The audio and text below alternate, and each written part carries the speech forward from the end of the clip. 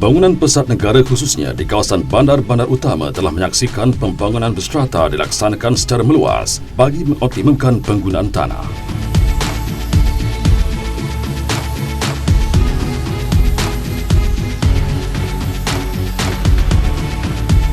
Hak milik strata adalah hak milik berasingan bagi tiap-tiap petak di dalam bangunan berbilang tingkat atau petak tanah yang mempunyai elemen harta bersama yang ditadbir oleh Perbadanan Pengurusan.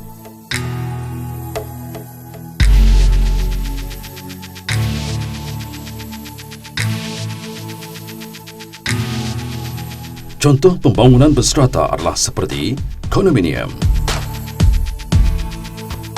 apartmen, flat,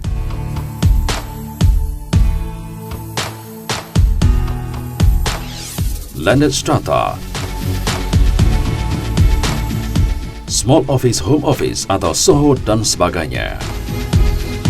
Masalah kelewatan permohonan hak milik strata, masalah pemaju atau pemilik tanah, muflis atau bankrupt, tidak dapat dikesan, meninggal dunia, masalah kewangan dan lain-lain.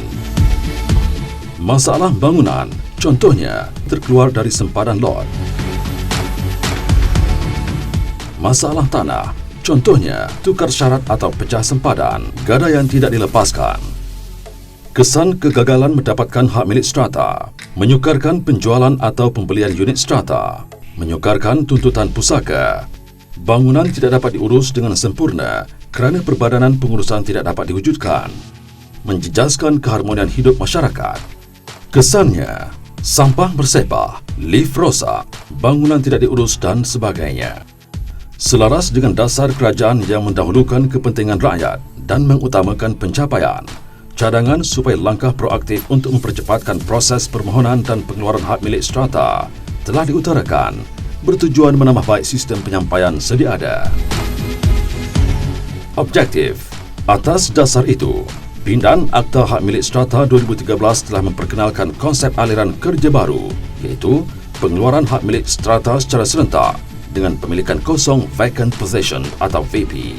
Ini bermakna hak milik strata akan diperolehi bersama-sama dengan penyerahan kunci.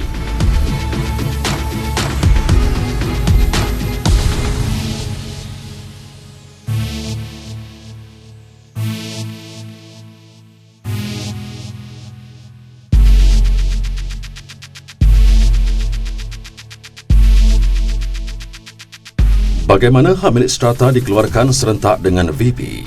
Sijil Formula Unit Share atau SIFUS diperkenalkan dalam memastikan semua urusan berkaitan tanah, bangunan dan pelantikan juru ukur serta unit share diselesaikan terlebih dahulu sebelum permohonan strata dikemukakan. Bayaran upah ukur perlu diselesaikan lebih awal bagi mengatasi masalah pemaju digulung. Sijil Cadangan Pelan Strata atau CPSP diperolehi daripada Jabatan Ukur dan Pemetaan Malaysia atau JUPAM untuk memastikan semua perkara teknikal seperti akses keluar masuk, sempadan lot tanah dan permit ruang udara diselesaikan terlebih dahulu sebelum permohonan hak milik strata dikemukakan ke Pejabat Tanah dan Galian atau PTG. Permohonan hak milik strata dikemukakan selepas peringkat struktur utama dan CPSP diperolehi. Keperluan untuk menetapkan unit share dalam jadual petak sebelum penjualan bagi memastikan hak pembeli terpelihara. Penambahbaikan pada peringkat permohonan hak milik strata mestilah hak milik tetap atau final title. Gadaian telah dilepaskan. Syarat dan kategori kegunaan tanah tidak bercanggah dengan pembangunan. Peringkat kelulusan dokumen CPSP telah dikeluarkan. Hak milik strata dikeluarkan serentak dengan mendapat kunci rumah atau pemilikan kosong. Aliran kerja baru pengeluaran hak milik strata dan pemilikan kosong secara serentak. Elemen-elemen baru yang diperkenalkan.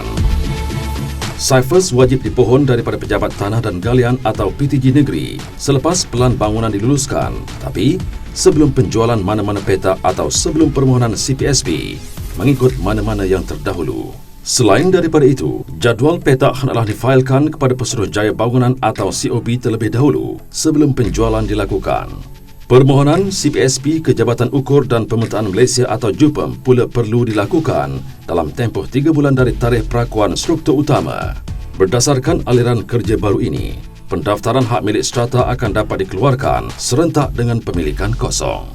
Hukuman Seksyen 8-7 adalah menjadi kesalahan sekiranya tidak membuat permohonan CPSP Subseksyen 8-2 dan permohonan hak milik strata Subseksyen 8-3 dalam tempoh yang ditetapkan.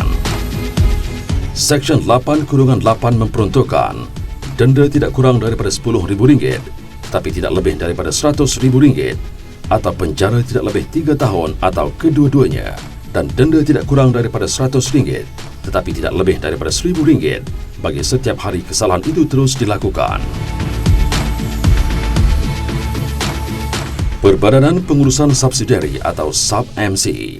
Akta Hak Milik Strata Pindaan 2013 juga turut memperkenalkan Perbadanan Pengurusan Subsidiari yang boleh diwujudkan bersama-sama dengan Perbadanan Pengurusan Induk bagi mentadbir harta bersama terhad dalam sesebuah pembangunan berstrata.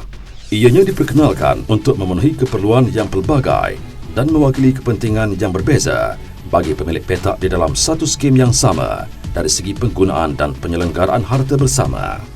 Dengan berkuat kuasanya Akta Hak Milik Strata Pindaan 2013, diharapkan hak dan kepentingan pembeli dapat dipelihara di samping dapat menggerakkan dan melicinkan pembangunan yang akan dilaksanakan. Untuk maklumat lanjut, sila layari www.jkptg.gov.my.